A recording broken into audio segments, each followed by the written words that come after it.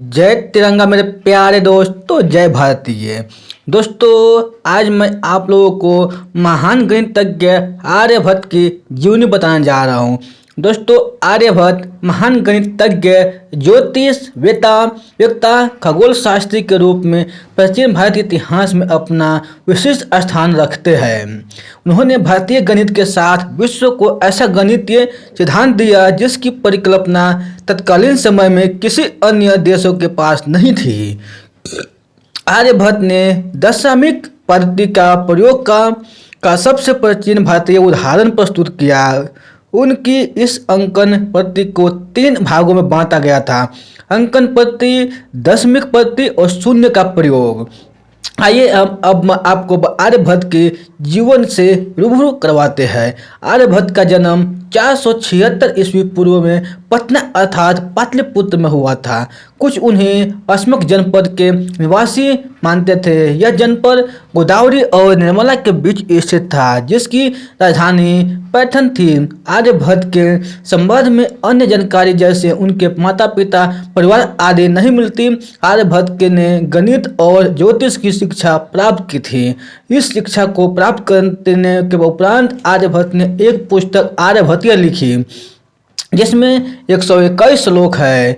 गति का पद, गणित पाद, कालक्रियापाद और गोलपाद 4 भागों में विभक्त इन पुस्तकों में ज्योतिषी तथा गणित संबंधी जानकारी मिलती है। उनके द्वारा प्रयुक्त की गई अंकन पद्धति को अरबों ने अपनाया और पश्चिमी देशों तक इनका प्रसार किया। अंग्रेजी में भारतीय अंक माला को अरबी अंक कहते हैं, किंतु अरब लोग इसे हिंदासा कहते हैं। पश्चिम में अंक माला का प्रचार होने से सदियों पहले से भारत में इसका प्रयोग हुआ।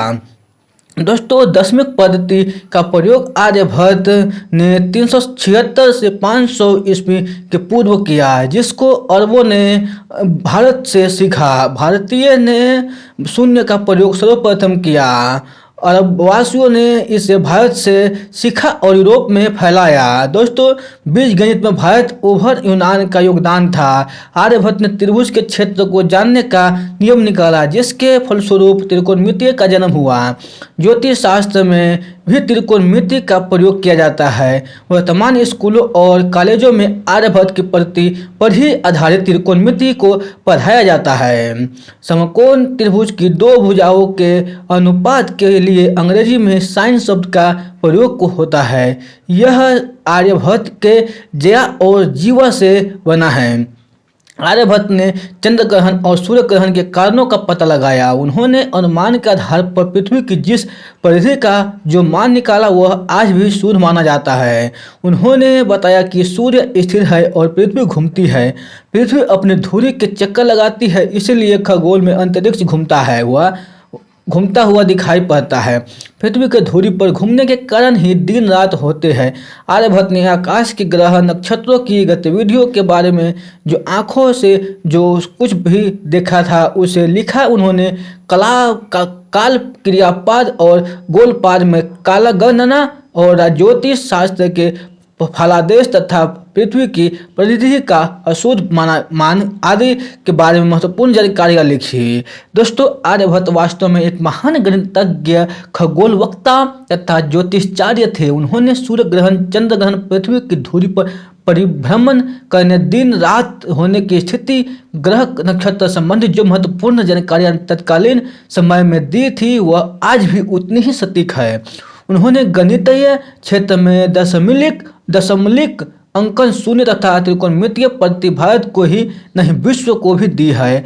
आर्यभट्ट का जीवन एक नज़र में आप लोग बता रहा हूँ।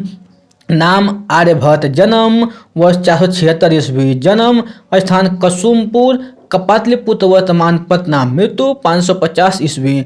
काल गुप्त काल, कार्य क्षेत्र गणित एवं नक्षत्र विज्ञान, प्रमुख कार्य शून्य का आविष्कार, पाई का मान ज्ञात किया, त्रिकोणमिति में त्रिभुज का मान निकाला।